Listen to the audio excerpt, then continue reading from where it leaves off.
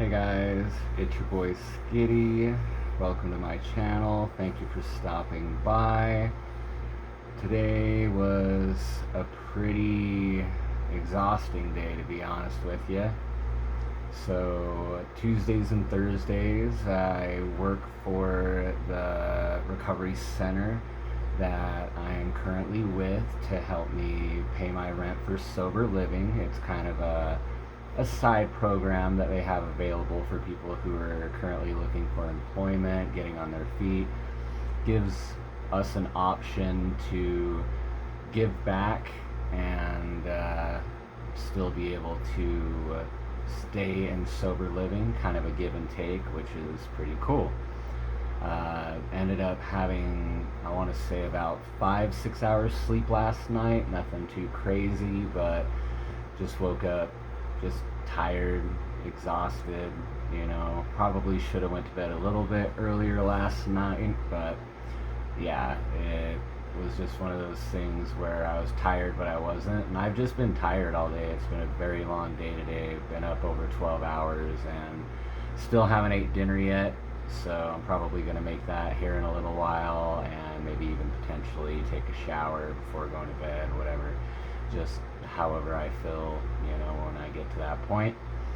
But ended up making it to the office. We ended up reading from the big book a little bit, and ended up reading a couple of stories about a couple of women who fell into their addiction, had really rough lives to a certain degree, but they kind of shied away from AA and got it in their head that they didn't need it, or just stopped going and kind of felt too far gone. And I've been in that rut myself, where I've kind of talked about wanting to go back, but after a long period of time it feels like you can't go back.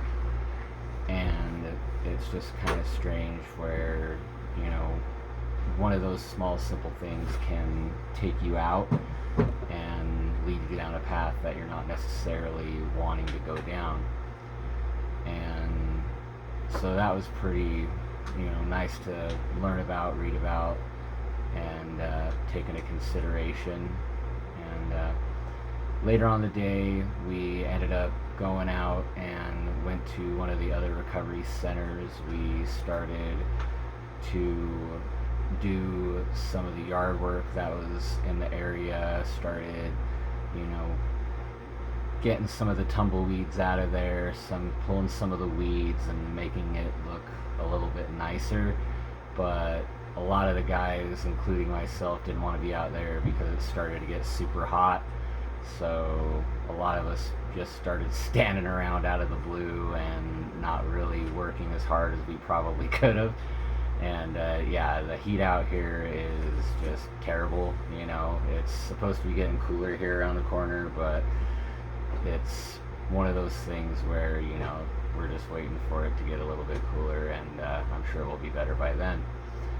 Ended up making it back to the recovery center, kicked back for a while, had a couple of meetings with my case manager and my recovery coach.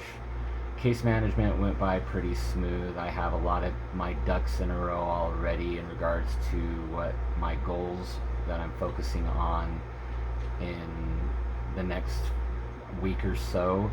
A lot of that revolves around finding employment, getting a sponsor, and looking into housing options for the future.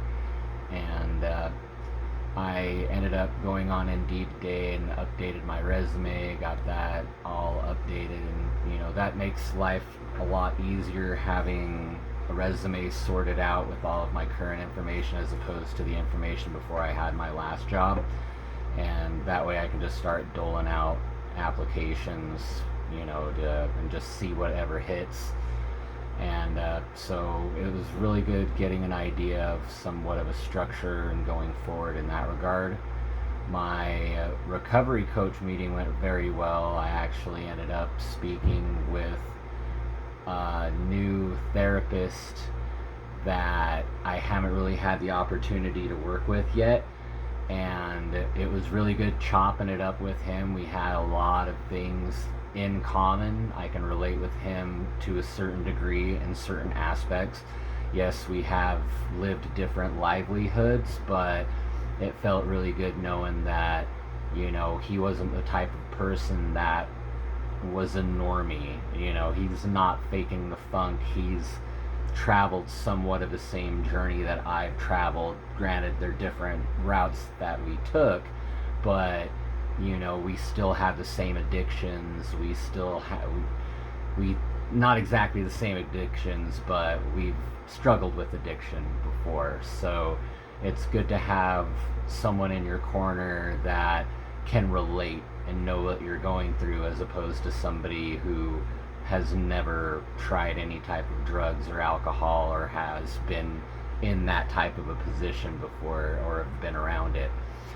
So that was really cool, chopping it up with him, getting to know him a little bit better, letting him know who I am. We got talking a little bit, and I let him know about what happened between my wife and my brother-in-law and how they passed away. He has lived in the area for about 4 years, and even he heard about it. It blows my mind how many people actually have heard the story. It made the news and stuff like that, and I still have random people come up to me today offering their condolences, and who knew my wife and my brother-in-law while they were alive, and I had no idea that they even knew them. Does it rehash my memory a little bit on what happened? Yeah, it happens every time. It kind of trips me out, because on one regard it's like, thank you for your condolences, but it's one of those things that I've already processed and dealt with and have grieved. I still currently grieve, but when it's kind of out of sight, out of mind. When I'm not faced with it right in front of me, I don't necessarily think about it all the time, except for when I remember it. But when random people come up to me out of the blue and bring it up, it's like reopening an old wound while I'm not ready. It kind of catches me off guard, so it kind of puts me in a weird spot where it's like, thank you, I appreciate your kindness and care and love and support, but on the other hand, it's like, ouch, it still hurts, and it's always going to hurt. It's something that I'm going to have to deal with probably for the rest of my life, and I'm okay with that. I've come to, the acknowledgement that that love and that pain is going to always be there for the rest of my life, and it's just dealing with it accordingly as it comes. But yeah, that was cool getting to know him a little bit better. Shout out to Chevron. I ended up winning a little prize thing of donuts from him, which was cool. And not that I need it, but yeah, I'm trying to actually lose weight, and I'm probably gonna get back on track here around the corner. It's been a work in progress. I've been kind of putting it off and procrastinating on losing weight, and fasting and stuff like that, like I've been on for a while. I can kind of see it a little bit, kind of feel it a little bit, but I assure you I'll be getting back on track sooner more than later. And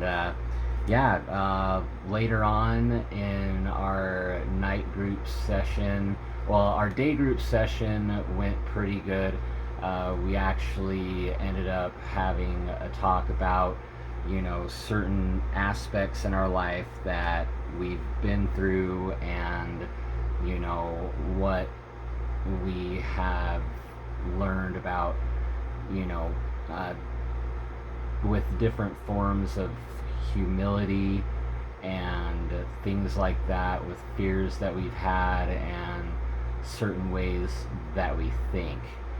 And with that, it is one of those things where you have the opportunity to have something given to you, and the way that you look at it and the way that you take it can be a complete opposite thing on how you approach it. And earlier, before that, that's what I was kind of getting a little bit lost there, because that's kind of what we did in our night group. but in our day group, we kind of did a circle up, a check-in, and we ended up doing breath work. And now thinking about it, one of my homies, he ended up having to leave the program. I knew him from before, when I was in treatment before, and he came back. And yeah, some things went down, and between a couple of my buddies, and he ended up having to go to another center. And I do wish him the best. He's a really great guy. I've gotten to know him, really close friend of mine, and I'm sure we're going to be even better friends now that he's out of residential treatment and moving on to a different program.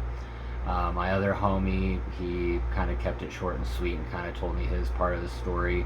Not going to go into details, reveal names, or anything like that due to, confidentiality and things of that nature. But yeah, I'm definitely wishing both of those guys the best in their future journeys. I like them both. They're both cool as hell. And yeah, with my night group, as I was mentioning, we had that group in regards to what were some of the things that we had thought about, and took a kind of a different direction, where we could have taken advantage of the situation and made it a positive instead of a negative. One of mine was finding a permanent sponsor.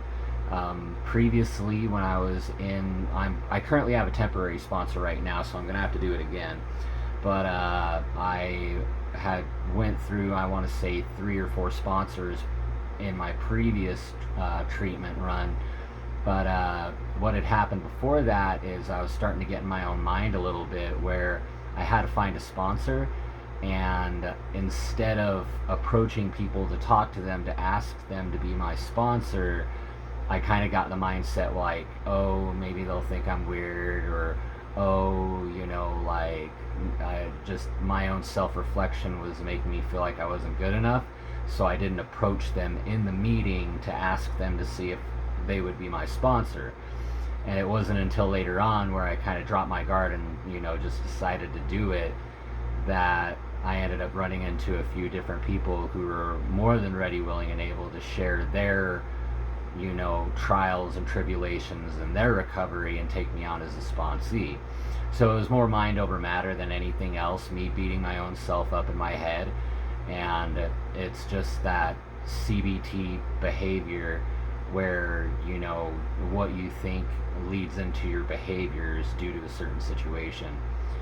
And during that part of that, later on, I was asked something that what is one thing that humility can help you out with. And my answer was to focus more on the future instead of the past. I know in my addictions I did a lot of stupid things that to a certain degree I regret. Some of it I do, some of it I don't. But it's not so much me that's carrying the weight. It could potentially be other people that I've hurt, so that sucks. That's nothing that I wish upon anybody. And I can't focus on that anymore. I'm moving on from how I used to be into newer beginnings, and I can't so much focus on the past when I'm looking forward towards my future and where I'm going in my recovery. And another question that was asked to me was, what was the other? Okay, so the second question that was asked was in regards to, where has pride gotten in my way in regards to my recovery.